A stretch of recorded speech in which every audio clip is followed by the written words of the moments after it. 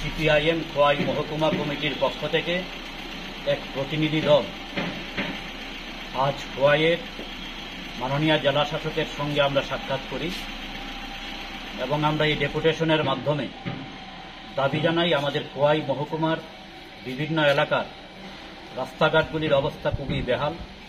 অবিলম্বে এই রাস্তাগুলি সংস্কার করতে হবে। বিশেষ করে আমরা উল্লেখ করি খোয়াই শহরের পুরান বাজার থেকে সিঙ্গিছড়া জাতীয় সড়ক পর্যন্ত যে রাস্তা এবং নিপেন চক্রবর্তী এভিনিউ থেকে পহরমুড়া ধলাবিল হয়ে জাতীয় সড়ক পর্যন্ত যে রাস্তা, এই দুটি রাস্তার অবস্থা খুবই বেহাল।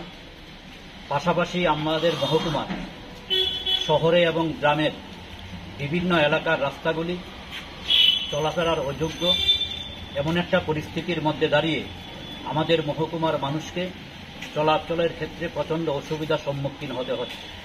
তাই আমরা দাবি জানিয়েছি অতি দ্রুত এই রাস্তাগুলি সংস্কার করবার জন্য।